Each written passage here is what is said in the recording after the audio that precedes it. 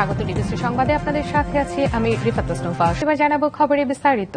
ইজতেমা ময়দান খালি হতে শুরু করেছে। মোতায়েন রয়েছে পুলিশ, র্যাব, বিজিবি ও সেনাবাহিনী। টঙ্গী ইজতেমা ময়দান থেকে সেখানকার সবশেষ অবস্থা জানতে যুক্ত হচ্ছেন সহকর্মী রাকিব হোসেন। রাকিব, গতরাতের ঘটনার পর এখন কি পরিস্থিতি, সার্বিক অবস্থা আমাদেরকে বিস্তারিত জানাবেন।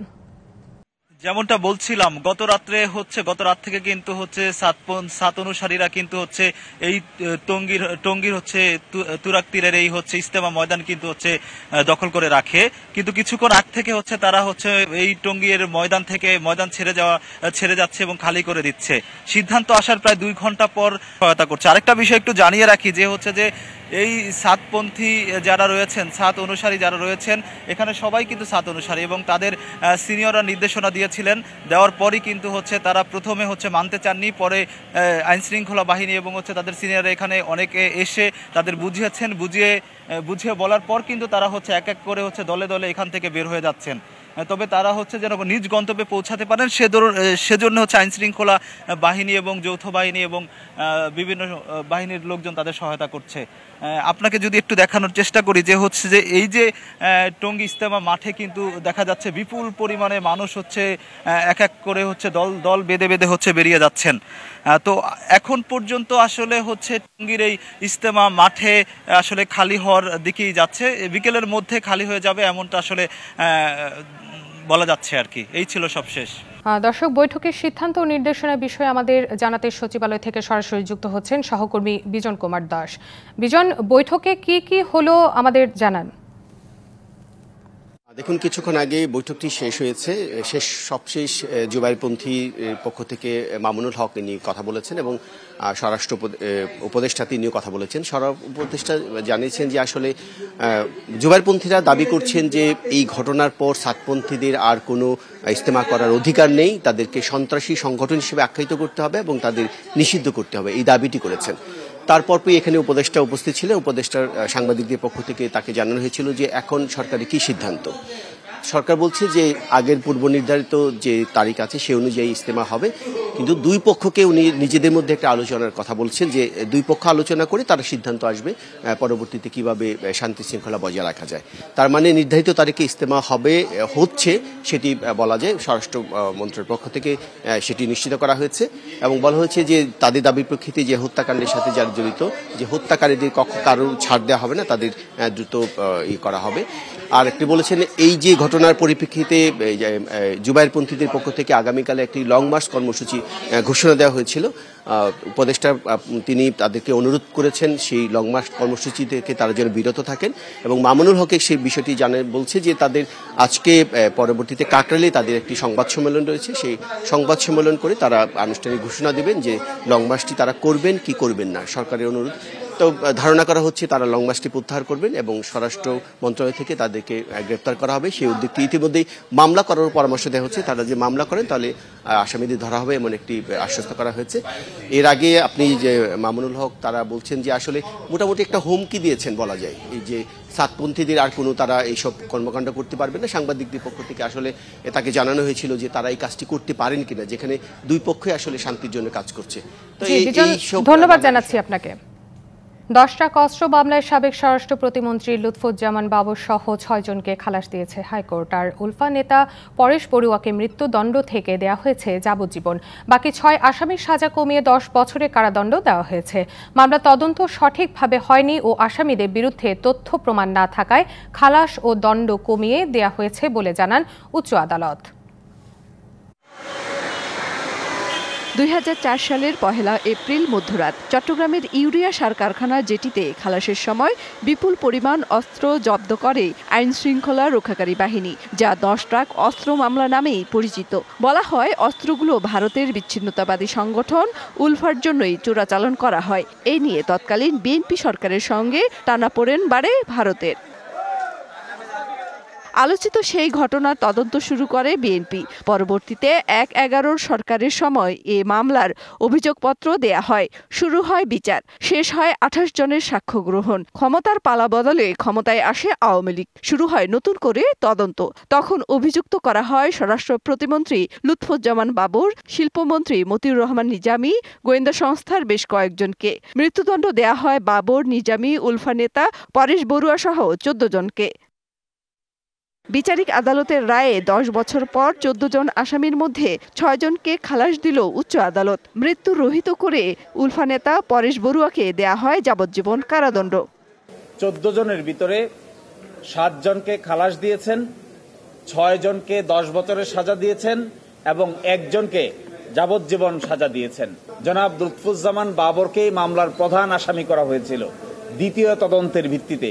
এই জনাব লুৎফুজ্জামান বাবরকেও আজকে খালাস দিয়েছেন এই কথা বলে যে তিনি রাজনৈতিক উদ্দেশ্যের ভিকটিম, শিকার, এবং তার বিরুদ্ধে সুনির্দিষ্ট কোনো তথ্য প্রমাণ কেউ হাজির করতে পারেনি। এ মামলার রায়ে উঠে আসে রাষ্ট্রপক্ষের আইনজীবী, তদন্ত সংস্থা ও গোয়েন্দা সংস্থাদের ব্যর্থতা। শুধু রাজনৈতিক রং দিতেই বাবর, নিজামী সহ অনেককে অন্তর্ভুক্ত করা হয়। There is no evidence against him. তার বিরুদ্ধে কোনো সাক্ষী নাই, তার বিরুদ্ধে কোনো সাক্ষী প্রমাণ পাওয়া যায়নি। আর যাদেরকে খালাস দিয়েছেন তাদের বিরুদ্ধেও কোনো সাক্ষী প্রমাণ পাওয়া যায়নি। আর যাদেরকে সাজা দিয়েছেন তাদেরকে যেহেতু আপনার ডেথ সেন্টেন্স কমিউট শুধু না, এটা মাত্র ১০ বছরে এনে দিয়েছেন। এখন পূর্ণাঙ্গ রায় পেলে পরে আমরা দেখতে পারবো যে কোর্টের অবজারভেশন বা কোর্ট কোন কোন পয়েন্ট এখানে ডিসাইড করেছেন। উচ্চ আদালত রায়ের পর্যবেক্ষণে বলেছেন, নিরপরাধ ব্যক্তিকে সাজা দেয়া কখনোই বিচারের মূল উদ্দেশ্য হতে পারে না। মেহের মনি, ডিবিসি নিউজ, ঢাকা। আন্তর্জাতিক অপরাধ ট্রাইব্যুনালে সাবেক প্রধানমন্ত্রী শেখ হাসিনার বিরুদ্ধে গুমের অভিযোগ দায়ের করেছেন United Peoples Democratic Front UPDF নেতা মাইকেল চাকমা। ট্রাইব্যুনালের প্রধান কৌশলী কার্যালয়ে তিনি এ অভিযোগ দায়ের করেন। চিফ প্রসিকিউটর তাজুল ইসলাম জানিয়েছেন, মৌখিক অভিযোগটি আমলে নেওয়া হয়েছে। শেখ হাসিনার শাসনামলের ৫ বছর ৪ মাস কোথায় ছিলেন, কারাই বা গুম করেছিল, সেই হিসেব খুঁজতে রোববার সকালে আন্তর্জাতিক অপরাধ ট্রাইব্যুনালে এসেছিলেন ইউপিডিএফ নেতা মাইকেল চাকমা। এ সময় চিফ প্রসিকিউটরের কার্যালয়ে মৌখিকভাবে অভিযোগ করে তিনি বলেন, ২০১৯ সালের ৯ এপ্রিল রাজধানীর কল্যাণপুর থেকে তাকে তুলে নিয়ে যায় অজ্ঞাতরা। সন্ধান চেয়ে দুয়ারে দুয়ারে ঘুরেছে মাইকেলের পরিবার, এমনকি রিটও শোনেনি হাইকোর্ট। আমি প্রধান আসামি হিসেবে তো শেখ হাসিনাকেই আমি দায়ী করব, মানে আমার গুমের জন্য। গুম করে মানুষকে যে তাদের যে প্রতিবাদ প্রতিরোধ যে সেটা ধ্বংস করে দেওয়ার জন্য, তাদের মানে ইয়ে করার জন্য, সে আজীবন ক্ষমতা থাকার জন্য এসব কাজগুলো তারা করেছে। মাইকেল চাকমার অভিযোগের তদন্ত হবে জানালেন ট্রাইব্যুনালের চিফ প্রসিকিউটর। তার অভিযোগটাকে আমরা আমলে গ্রহণ করছি, আমরা এগুলোকে তদন্ত করব এবং করে অন্যদের ব্যাপারে যেভাবে আমরা তদন্ত করি এবং বিচারের জন্য উপযুক্ত করে আদালতের সামনে উপস্থাপন করা হবে, সেই কাজটা আমরা ওনার ক্ষেত্রে করব। আজকে উনি কোনো লিখিত বক্তব্য নিয়ে আসেননি, মৌখিকভাবে যেটা দিয়েছেন সেটাকেই আমরা আমলে গ্রহণ করছি। ছাত্র জনতার আন্দোলনের মুখে আওয়ামী লীগ সরকারের পতনের দুদিন পর ৭ই আগস্ট চট্টগ্রামের একটি স্থানে চোখ বাঁধা অবস্থায় ছেড়ে দেয়া হয় মাইকেল চাকমাকে। ইকবাল অনিক, ডিবিসি নিউজ, ঢাকা। টঙ্গী ইজতেমার ময়দানে রাতের অন্ধকারে সাতপন্থীদের অতর্কিত হামলায় নিহত, আহত ও ব্যাপক ক্ষয়ক্ষতির ঘটনায় কাকরাইল মসজিদে সংবাদ সম্মেলনে কথা বলছেন মুফতি আমানুল হক। সরাসরি চলে যাচ্ছি সেখানে। ৩ দিনও তবলিগে লাগায় নাই এমন হেলমেট বাহিনী পেছনের ফ্যাসিবাদী সরকারের আমলে কিছু ফ্যাসিস্টরা যে কাজ করে নাই সেটা তারা পূরণ করছে।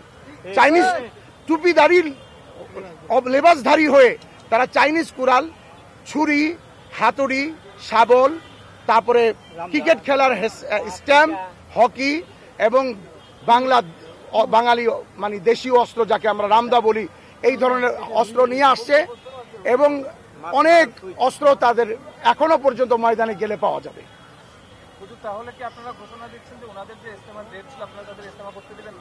এখন আমরা বাংলাদেশে একটাই ইজতেমা হবে, ৩১/১/২ একটাই ইজতেমা হবে ইনশাআল্লাহ। এর মধ্যে দিয়ে যেহেতু তারা কিছুদিন আগেও কিন্তু আপনাদের কাকরাইল দখল নিয়েছিল এবং হঠাৎ করে ফজরের পরে তারা এই জায়গাটা পরিস্থিতি হয়েছে, সবচেয়ে এখন যে বিষয়টা হচ্ছে পরবর্তী যে সিদ্ধান্তটা আসবে বা আপনাদের পরবর্তী সিদ্ধান্ত আমি আপনাদেরকে বলি, আজকে আমরা একটা না বিশৃঙ্খলার আর কোনো সুযোগ নাই। আমরা জানি সরকারও এই ব্যাপারে আমাদেরকে সহযোগিতা করবেন। আমরা একটা পরিস্থিতির শিকার, আপনারা আজকে আর কোনো প্রশ্নোত্তর পর্ব দেওয়ার মতো পরিস্থিতি আমাদের নাই। আমরা এতটুকু বলেই শেষ করছি। অন্তর্বর্তী সরকারের আমলে 26% রেমিটেন্স বেড়েছে বলে উল্লেখ করেছেন প্রবাসী কল্যাণ ও বৈদেশিক কর্মসংস্থান উপদেষ্টা আসিফ নজরুল। মিশন ও দূতাবাসগুলোতে প্রবাসীদের হয়রানি বন্ধে পদক্ষেপ নেয়ার কথা জানান এই উপদেষ্টা। একই অনুষ্ঠানে যুব ও ক্রীড়া উপদেষ্টা আসিফ মাহমুদ সজীব ভুইয়া বলেন, প্রবাসীদের ভোটাধিকার প্রয়োগ নিশ্চিত করতে কার্যকর ব্যবস্থা নেবে নির্বাচন কমিশন।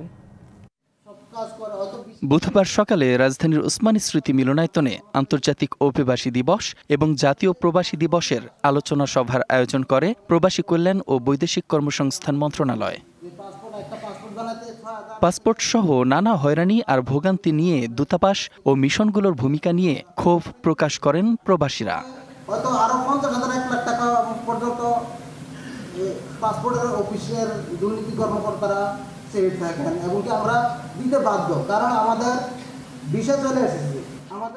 আলোচনায় অংশ নিয়ে যুব ও ক্রীড়া উপদেষ্টা আসিফ মাহমুদ সজীব ভুইয়া প্রবাসীদের ভোটাধিকার প্রয়োগ নিশ্চিত করতে কার্যকর ব্যবস্থা নিতে নির্বাচন কমিশনের প্রতি আহ্বান করেন। আমি তাদের থেকে অভিযোগ পেয়েছি যে সেখানে দীর্ঘসূত্রিতা হয় এবং অনেক ক্ষেত্রে হয়রানির মতো ঘটনা ঘটে। আমার আহ্বান থাকবে প্রবাসী কল্যাণ মন্ত্রণালয় এবং একই সাথে পররাষ্ট্র মন্ত্রণালয় প্রবাসীদেরকে এই সেবাগুলো দেওয়ার ক্ষেত্রে যেন কোনো প্রকার দীর্ঘসূত্রিতা কিংবা হয়রানির মতো ঘটনা ভবিষ্যতে আর না ঘটে। পূর্ববর্তী সরকারের তুলনায় অন্তর্বর্তী সরকারের আমলে 26% রেমিটেন্স বেড়েছে বলে জানান অনুষ্ঠানের প্রধান অতিথি আসিফ নজরুল।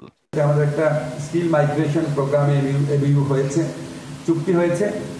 আমরা চেষ্টা করব ইউরোপিয়ান দেশে আমাদের দক্ষ শ্রমিকদের, দক্ষ কর্মীদের বিরাট চাহিদা আছে, কিন্তু আমরা ওখানে খুবই কম পাঠাতে পারি, সেটা পাঠানোর আমরা চেষ্টা করব কর্মসূচির অধীনে। অভিবাসন ব্যয় কমিয়ে আনতে সংশ্লিষ্ট অংশীজনদের সাথে আলোচনা চলছে বলেও জানান এই উপদেষ্টা। DBC news desk. রাজবাড়ীতে বীজ ও সার সংকটের মাঝেই শুরু হলো হালি পেঁয়াজ আবাদ। উৎপাদন ঠিক রাখতে 4,000 কৃষকের মাঝে বিনামূল্যে বীজ বিতরণ করে কৃষি বিভাগ, কিন্তু বীজ নষ্ট পড়ায় ক্ষতির মুখে পড়ে কৃষকরা।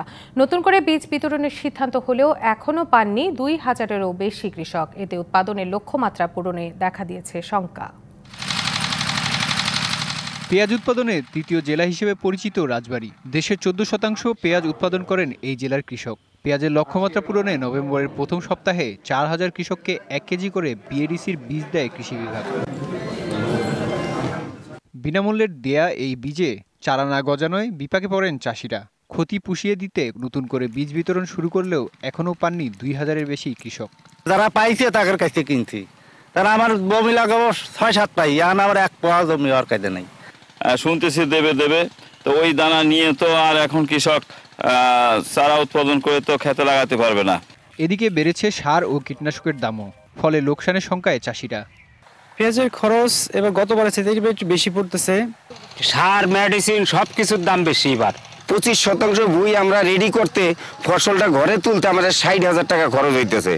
কৃষি সম্প্রসারণ অধিদপ্তর বলছে, বিতরণ করা বীজ থেকে হালি পেঁয়াজ আবাদ সম্ভব না হলেও গুটি পেঁয়াজ চাষ করে ক্ষতি পুষিয়ে নিতে পারবেন কৃষক।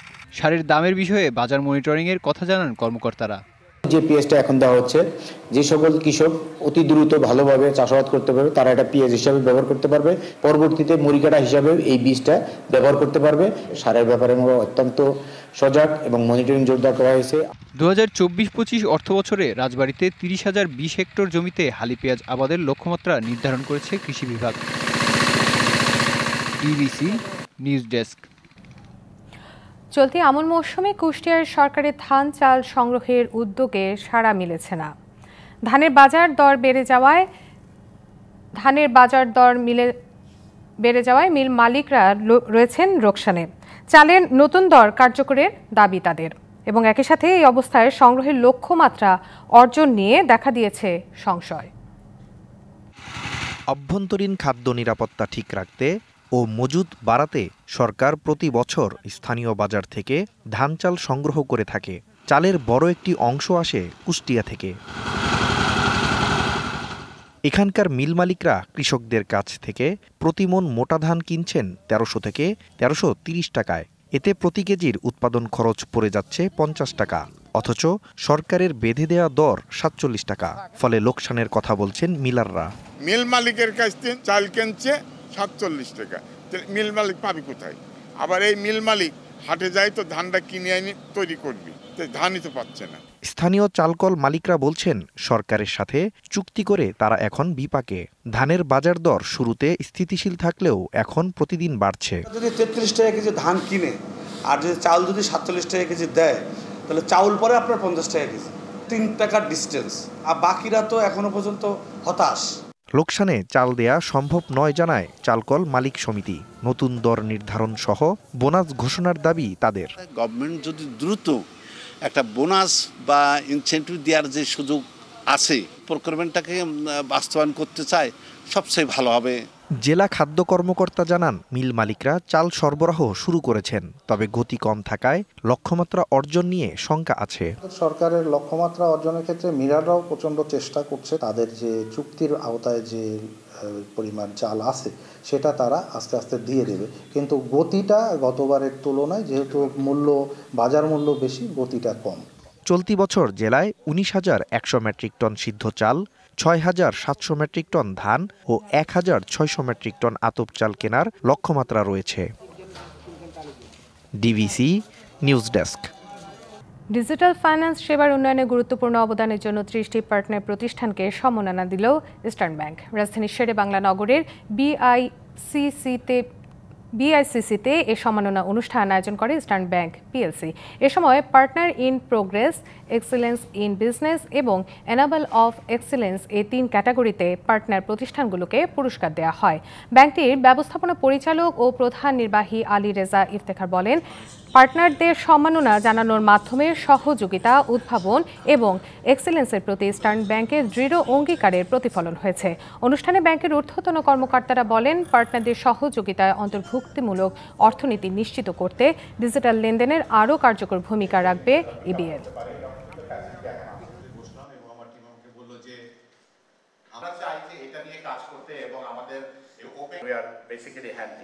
সংবাদ এই ছিল এখনকার মতো। ডিবিসি নিউজের সংবাদগুলো পড়তে ভিজিট করুন dbcnews.tv আর ভিজিট করুন ডিবিসি নিউজের ফেসবুক পেজ এবং ইউটিউব চ্যানেলের সঙ্গে থাকুন।